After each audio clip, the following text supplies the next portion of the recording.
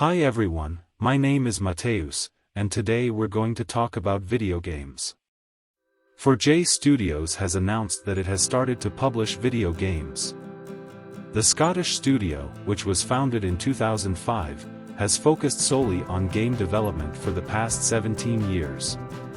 Most notably, it's known as the developer responsible for the Xbox, PlayStation, and Nintendo versions of Minecraft. However, following an investment fund launched in March 2021, the studio is now ready to become a publisher. Through its investment fund, Chroma Ventures, 4J has invested significantly in studios identified by 4J co-founders Chris van der Quill and Patty Burns as rising stars of the Scottish games industry. The first title to be published by 4J is Sky Tales, by Dundee-based studio Puny Astronaut. Sky Tales is a perfect example of our games for everyone approach, said 4J Studios chairman in a statement. We are particularly pleased that Sky Tales will be the first game to be published by 4J Studios, which feels like a natural progression for us, given how consumers now buy games online. We have more new games scheduled for release in 2023, a mixture of original games from 4J Studios and titles from studios we are invested in through Chroma Ventures. Our ambition is to establish game brands we are close to, and believe in, and help them evolve into successful franchises. Other games set to be published by 4J Studios are set to be announced next year, including games from other Scottish developers such as Ant Workshop, Dead End Job, and Stormcloud Games, Island Saver, as well as its own future titles. Over 2 decades after its initial release, Age of Empires 2 is finally headed to consoles, alongside the significantly more recent Age of Empires 4. Announced on Thursday, during the Age of Empires 25th anniversary broadcast, we learned that Age of Empires 2 Definitive Edition will launch on Xbox consoles on January 31, 2023, while Age of Empires 4 will follow later in the same year. We're also getting Age of Mythology Retold, a definitive edition of the original 2002 Age of Mythology. The game is currently in development with updated graphics, features and more, but we have no further details on when we might finally see it. Other announcements during the presentation included a teaser for Age of Empires on mobile, and the launch of Age of Empires 4 Anniversary Edition out on Thursday alongside an anniversary update with new civilizations, challenges, achievements, and features. A recently spotted job listing seems to suggest that The Last of Us developer Naughty Dog is working alongside the studio behind the game's recent remake on a new, high-visibility project. Not only that, but PlayStation may be creating a new internal game studio for this project, whatever it may be. A job ad spotted by Push Square at PlayStation Global calls for a senior producer who will work at a new internal game development team that PlayStation is building. The listing said this new team will work alongside PlayStation Studios Visual Arts, the team that worked on The Last of Us remake, and Naughty Dog. This high-visibility project is being developed in collaboration with Naughty Dog. Though currently unannounced, we have a clear vision and plan to release. Using our existing expertise and premier talent, we will guarantee a high visual quality bar for the game and a compelling experience for our players, the listing said. The job ad is seeking someone who is proficient in all aspects of AAA game production and management.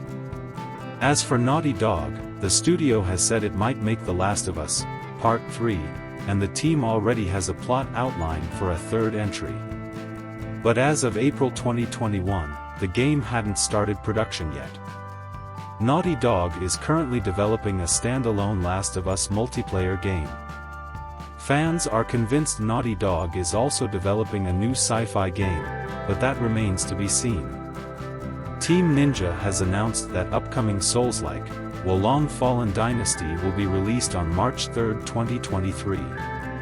The developer also revealed it will receive 3 DLC packs that add new demons, scenarios, stages, weapon times, and more to the action game set in a darker version of China's Three Kingdom period. These will be available in a season pass that comes in the digital deluxe version of TLOU, which also includes a digital art book and digital mini soundtrack. CD Projekt Red has announced a full remake of the first Witcher game is in production. Earlier this month, the developer unveiled its forthcoming plans, including a Witcher project called Canis Majoris by a third party. Turns out that's a remake of the first Witcher game, developed by Fool's Theory with supervision by CD Projekt Red. The game is being developed in Unreal Engine 5, sharing the same tool set as the new upcoming Witcher trilogy. It's unclear which platforms the game will be released on. The first Witcher game was released for PC in 2007, followed by an enhanced edition in 2008. The Witcher is where it all started for us. For CD Projekt Red, it was the first game we made, ever, and it was a big moment for us then, going back to this place and updating the game for the next generation of gamers to experience it is just as big, if not bigger, said Adam Badowski, head of studio at CD Projekt Red. Collaborating with Fool's Theory on the project is just as exciting, as some of the people there have been previously involved in the Witcher games. They know the source material well, they know how much gamers have been looking forward to seeing the remake happen, and they know how to make incredible and ambitious games, and although it will take some time before we're ready to share more about and from the game, I know it'll be worth the wait. I am very happy that my professional paths have crossed again with fellow developers from the time of working together on The Witcher 2 and The Witcher 3, especially when it's a remake of a project that is so close to our hearts, said Jakub Rokasz, CEO of Fool's Theory.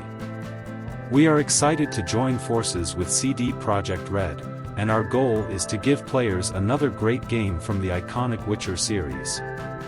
Fool's Theory is a Polish developer that provided support on RPGs like Divinity Original Sin 2 and Baldur's Gate 3.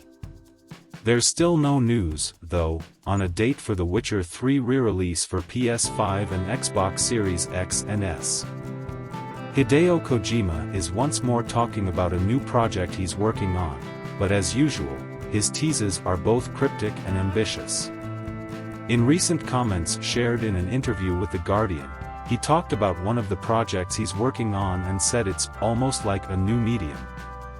The new game he talked about was naturally not named, however, so it's still unclear what, exactly, it is that he's discussing. This game discussed briefly by Kojima is one of two projects Kojima Productions is currently working on. Kojima's big on movies just as he is on games, with many of his posts from his personal Twitter accounts discussing films he's watched, and in his comments shared with The Guardian, he said this new game, if successful, will impact both the game industry overall as well as the movie industry. It's almost like a new medium, Kojima said. If this succeeds, it will turn things around, not just in the game industry, but in the movie industry as well. Kojima has been sharing additional teases about his games periodically after it was confirmed that Elle Fanning would star in one of his projects, but for now, we'll have to wait on an official reveal to learn more. Dragon Age Dreadwolf has passed a major development milestone. BioWare GM Gary McKay said in a blog post that the title has now passed the alpha stage of development, which is a huge step for the game.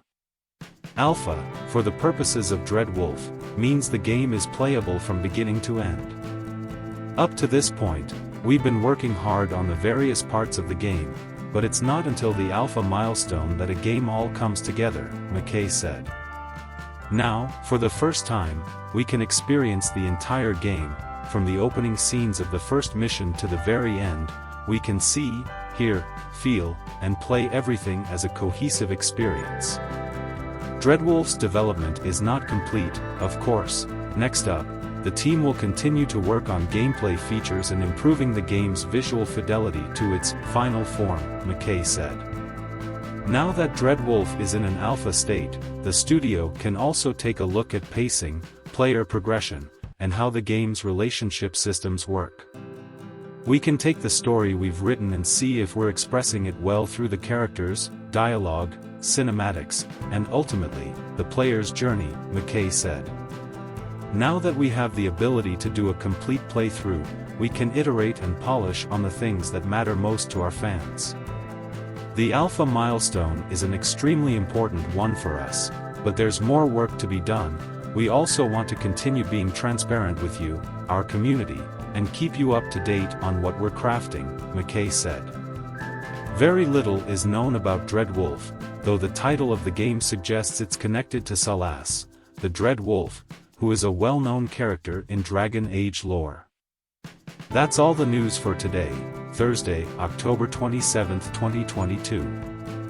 If you enjoyed this video, don't forget to like and subscribe to this channel. The links to all the subjects discussed in this video are available in the description below.